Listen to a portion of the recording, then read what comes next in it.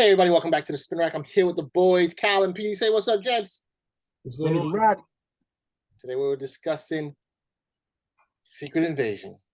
Yeah, as you can see, I'm taking a deep breath because I have to be careful. Wow. Once again, just as a proviso, just as a warning, we have a resume in with Marvel and Disney, so we're going to take this and take it as a serious look into the issues the Secret Invasion had. Okay, we will not be lambasting it. We will not be attacking it. We will not be doing any of that stuff. All right.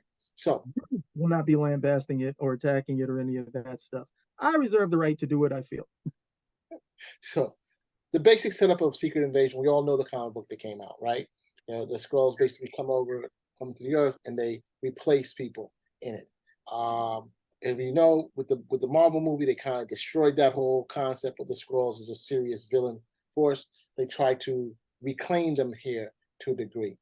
One thing we find out is that they're not a couple thousand Skrulls as our friend Fury thought. There are over 1 million Skrulls on the planet, which kind of is weird because there's supposed to be billions and billions and billions of Skrulls. Were the Kree that successful killing them? But that's a whole other issue.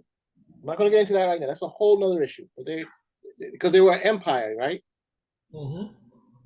The Yeah. fact that we find out that Talos was a general of the Kree, one of the top generals of the Kree, and this is, he's basically ignored by the Krees now, and this guy Gravik basically is taken over because the simple fact that he promised Talos and the Kree, not the Kree, and the Skrulls that he would give them their own world. Now, out of the billions of worlds on this entire galaxy and the universes around here and the dimensions that we go into, that we know Fury is knowledgeable about, and with the help of Captain Marvel, they were not able to find one. They weren't even able to find the space on the moon. They were not able to find the space in Antarctica. They were not able to find the center of the Earth. They were not able to find a place on Titan for where the Skrulls could live. And so the Skrulls basically rebelled because they wanted to live under their own skin. Then we find out that he is married to who? A Skrull himself. So those are just some of the issues that we have to deal with, along with the basic fact of the story going forward. I pose this to you, gentlemen. Number one, and let's just get this out the back. Is this Nick Fury in this show? Yes or no? I say yes, right? I had to say yes. Are you asking, is this Nick Fury in terms of character, or is this Nick Fury meaning he's a Skrull? Meaning he's a Nick Fury in terms of character. Would Nick Fury have done the stuff in this show that we see him doing? Oh no, this is not the Nick Fury we were introduced to so many movies ago. Thank This you. is a total left turn in terms of character. It would be better off if he was a Skrull, and the series is trash. And the reason I bring that up is that this Nick Fury seems to not have answers. The Nick Fury that we knew was always one step ahead of everybody. And what we find out here in this show is that he used the Skrulls as his private, I guess, spy force to get him information about things throughout the world, which is good, But you figure that, No, it's not. No, it's not. It's not good. It's not good at all because the Nick Fury from the comics was always a step ahead, got all this information, and didn't have to use Skrulls to do it. but I'm trying to say he's getting information, so I'm not necessarily against that. It's just No, I'm not it against shouldn't that have been because you it shouldn't have undermine been his his own source. It shouldn't have been his own source. You undermine his character. Now this guy looks like he's a phony and a fraud, and the Skrulls did all the work at the end of the day. Where we looked at Nick Fury as this guy who was really competent and just above the rest in terms of getting stuff done. Now, okay, he's a liar, he's a fraud, he's a charlatan. That's what you did with his character. Using a Skrull, Skrulls can get one Skrull on his own can get all types of information simply because he can go and make himself look like anyone else. Exactly. And Nick Fury has access to hundreds, thousands. Okay, it totally undermines his character. Totally. I can see your point, but I mean, it doesn't hold me back. What about you, Pity? Do you think that takes away from Nick's character? Yeah, I think they kind of played to having this backstory that was heavier than the plot that they had. That all the stuff that he was doing, like Talos basically said, Nick Fury would be nothing without him. That he did basically everything, and they got nothing for it. So ultimately, we think of our space exploration and say, hey, you know what? we haven't found another world. But Marvel Universe doesn't have that luxury of not finding a world that someone else can live on. So this thing that they've been going around in space, looking around for stuff and not finding worlds or being rejected and like being pushed back is totally wrong. And it just sets us up to constantly having to wrestle with backstory and that sort of thing where they're just arguing about stuff we can't see. Whereas just a backstory can have that weight, but at the same time, when it just becomes something where some people are arguing and complaining all the time, it just kind of it doesn't have it loses weight for me when you can't really see it. Sometimes you can add weight with backstory, and then if you sit around there just yelling and arguing, complaining against one character, then it basically becomes a waste of time because at the same time Talos is saying that to Nick Fury, then the Skrulls are saying that to Talos, his daughter, the other guy who's supposedly the villain. They're sitting around saying you did nothing for us, this, that, and the other. When ultimately, you don't understand why. Why? Because they decided they wanted tension. So once you do that, the plot isn't strong enough. You're concentrating on the backstory. Then you realize, okay, there's not enough plot to cover this, so we're giving you a lot of backstory. So the hard part is that they did try to do as much as they could as far as having this to be a big spy drama. So they have you in this kind of rustic thing that you've seen in maybe the Americans and all these other things. Not maybe not necessarily Riley Ace of Spies, but you have this thing where you're trying to get to this gritty spy sort of stuff that didn't necessarily work well with some of the stuff they did. They did have things where we lost characters, but then we didn't have that weight for it. So it's kind of there's a lot of things that didn't work for this series, but the tone they were going for, I guess they definitely captured it. But they had this moment, I think it's in the penultimate chapter, the episode right before the end, where Nick Fury is supposed to be back to strength, and he's like, you see him putting on his clothes and whatnot, and he's getting ready, he got this gear, and you're just like, wait a minute, but he still looks like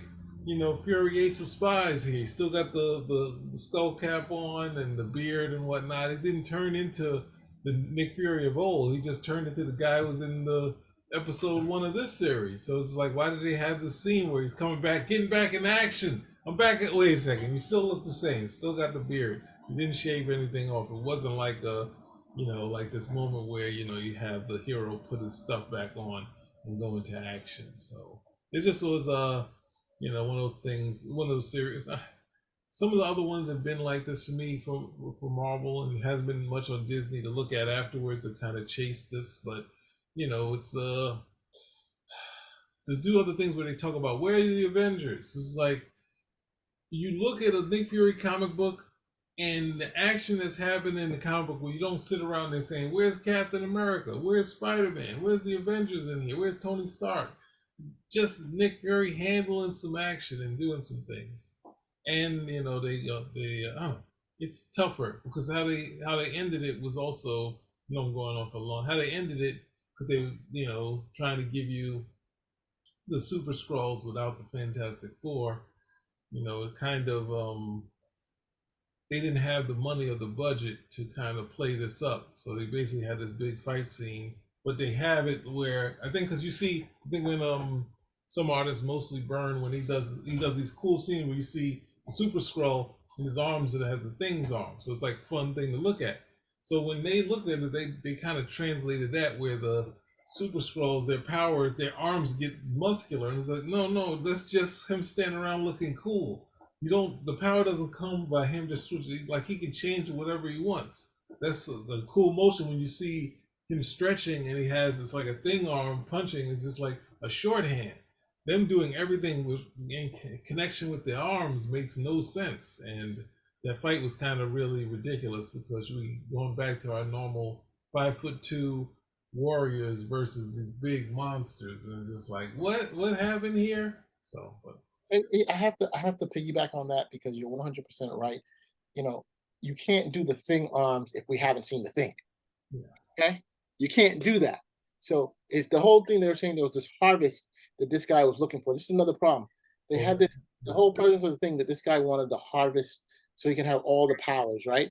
And you're like, okay, is it to help your people? No, he was going to sell them out anyways. It didn't matter. You know, he was fighting his own people. People were like, hey, the focus was to get our own place, right? To be to get our own place, you know, in the world or take over the world. And he didn't care. He just wanted that harvest, so he had all the power. And he knew that because he was working with Fury to get the harvest, basically copies of the genetics of all the different superheroes that Fury collected over time. But the problem that happened is that Gia, the daughter of Talos, was able to get that beforehand. And I'm like, how the hell did she get it? They never explained that. You know what I'm trying to say? I, you know, it doesn't make any sense, man. It's like, to me, like, ugh. What's your take on it, Cal? Bro, I don't need to really get into it too deep. It's trash. You took a character that was well developed and you decided to just they've got this predilection where the hero needs to not have feet of clay, but needs to somehow be fundamentally effed up. So we got to do that with him at the end of the day. We've got to impugn his character. He's not as good as we think he is. He's got some dirty little secret, like it's a bad soap opera. And then supposedly after they trash him or they feel we're going to break him down, now we're going to build him back up. And they think building him back up is just him getting dressed again and playing some theme music. You undercut. I mean, and this is what Marvel has been doing since Phase 4. All of the momentum, all the steam, all the goodwill, and you're just trashing it for what? You know, for what? At the end of the day, what was gained from doing this particular series? Nothing. Nothing good. Okay, I can't say nothing, but definitely nothing good at the end of the day. You might have had people who were Nick Fury fans. Why would they still be Nick Fury fans after this? Unless they can really do a good job of spin doctoring. So suffice to say, I was watching the first episode, didn't make it through the first episode because I fell asleep. Okay. And when you wake up, it's still trash. So it would have been nice if it was a dream what I was thinking about. But aside of that, just I can't even say disappointing because they're doing this stuff on purpose. You know, I thought it was going to be, and I think I told people this. This started reminding me of I read a book years ago called "Smiley's People" by John le Carré, one of the great spy novelists on the Cold War. You know, and Smiley's People is about a retired um, head of I believe it was the head of like the CIA, not the CIA, the British version of it, and he comes back out of retirement to investigate, you know, what's going on. You know, I think one of his friends dies or one of his agents dies, and here you have him coming back down from Saber, and you figure, hey, he's going to try to explain what's going on here, or understand what's going on, and you basically figure out he's not one step ahead of everybody, like you guys have said. He's behind the whole thing. You know, this whole thing at the very end when he puts on that jacket and puts on his patch, like you're like, oh wow, he's really going to do something, and you don't get that. It was nothing. It was, if this is what they were waiting for the final act, it just fell flat. You know, and I'm sorry to say, and then but the central issue comes back. Why couldn't they find a place for the Skrulls, right? Why Because if could they found a place for the Skrulls, Nick Fury would not be the effed up character who couldn't get it done, screw up, and so on and so forth. And this is the approach they have to these characters. I don't know why. I mean, if I go straight Joseph Campbell, if you the hero in the story is supposed to be the person who can solve whatever the problem is. So if you want to have the hero villain dynamic, then you're putting the hero in there to say, okay, the only person who can solve this problem, other people may be able to assist, but the only person who can solve this problem is this guy, this woman. Fine. They don't want to do that. Okay. They want team efforts. Okay. They don't want feet of clay characters. You know, they want characters that just, we got to F them up somehow. We got to beat them up and then we can come over here and then we're going to do a little spit polish and it'll look good. And it undermines the story that you created. It'd be one thing if Nick Fury was this guy already and we were introduced to him, but we have an understanding of this character and you've decided to undermine all of that. To what end? And this isn't the first show that I've seen them do stuff with. You know, oh, you think you know this guy? Well, you don't really know him. This is who he is. Well, great. Why do I still want to know this guy at the end of the day? Okay, it's like, you know, I mean, without going into any other analogies, it's self-destructive. Okay, it's self-sabotage. And I would be hard pressed for anyone to explain to me why they thought this was a good idea. I have no idea, man. And I go back, you know. Oh, look, I'm reading some. The creators were inspired by the John le Carré novels. I knew it. I'm reading this right now. They were inspired by John le Carré novels, the TV show Homeland, The Americans, The Third Man, The Searchers. too much. They already have the freaking story in doggone comic book. So just go with that. That's all you gotta do. That's all you gotta do. Why No, didn't you just go with those stories? You could have just told a classic spy tale. And then it also shows that they have no understanding of Nick Fury. Okay, my understanding of Nick Fury comes from the comics that I read with Nick Fury. I'm not the biggest Nick Fury fan or Howling Commandos or Agents of Shield, but I've read enough comics to know who Nick Fury is and who he is as a character. It would be one. See, if this was a comic book, it wouldn't have been Skrulls. There would have been a whole bunch of LMDs rolling around the place, and that's how he would have been getting this stuff done. And everybody would have been like, "Oh, they would have not known if it was the real Nick Fury because they wouldn't have known if it was Nick Fury or an LMD." Here, like ahead. here they're like, "Oh, no, no, no, no, no, no. We're gonna do this right here," and it's what you've said that you're telling me in the Marvel universe, these guys couldn't find another planet for these dudes? Yeah. Nowhere? When they were able to move the Inhumans to the moon, they couldn't do anything for these guys? Okay. In our universe, I understand because there aren't any other planets to do it with. But in that universe, you are selecting that, there's no other planet. Well, we know there's tons of them out there, and it shouldn't be an issue for you to, and it should not be an issue for you to find the place. Two, you look at Fury's character at the end of the day, and then of course we were introduced to the Skrulls as these sympathetic aliens, and now we're supposed to be angry at them for what they're doing when we brought them here. No, you stay with the traditional Skrulls. These are bad guys that we're already supposed to have our guard against. That brings a totally different element to the series. But again, their approach to a lot of the stuff, especially when it comes to comics are stupid. It's for kids. It's a bunch of childish stuff. We don't need to go with that. We can do our own thing. Well, you've been doing your own thing. Has it been working? Has it been working? Are we having fun now? I Well, think we I would go and say, but we're going into what was in the comic books, and that's the interesting part. Is like you had these, like Marvel's alien Nazis. Like these guys were the worst thing ever. And they turned them into the sympathetic thing. Now, ultimately, the ending of that, where they start showing you them taking out Skrulls, is what the series possibly could have been if it had been more entertaining. Them actually going after it, but they tried to show you this terrorist cell dynamic that was just, you couldn't, there's no way to reconnect into it, to show you how bad this guy was, but at the same time you feel for him because it doesn't have a world, and you don't feel for him because there's nothing. All that stuff is backstory. All this stuff is telling you this stuff where it's like it's not going to work, and it only worked to tear down what's in it. But they had that aspect of you going around finding Skrulls, like the scenes where, if that's the case, then worry about your money. Because the scene that was good was when Talos is talking to the main villain, and he says something, he yelling, and then all the Skrulls pop up and they look like the main villain. And I'm like, oh, this is a good scene. No, it's not. The Talos stabs him in the hand, and the other guys don't do anything. I'm just like, what's happening here? So the to make this work, they didn't do any of that to make it work. They did this spy thing. So it's kind of hard to look at it and keep it in context of what they were trying to do. And what they were trying to do didn't work, and then some of the shock value, the shock stuff didn't work. So it's like all this stuff going on here where you're trying to get this momentum and trying to have this good series where you just can. They're probably on their end saying, well, we gave them a good series and fans just turned on us for no good reason, where they wanted something else. Like, no, no, no, you don't even understand what you're doing here, and you're supposed to take this Nick Fury thing or take the Skrull thing and have them going out and finding Skrulls in the weirdest places and stopping them. But they're like, no, let's talk, have this talking. Let's have him and have a relationship with Skull talking about it, and have us seeing, well, this is how they test each other. When he comes home, they have this long talk, and then they shoot each other, and then actually they didn't actually shoot each other. Like, they kind of wasted a lot of time, which they've done in a lot of these TV shows. But at the same time,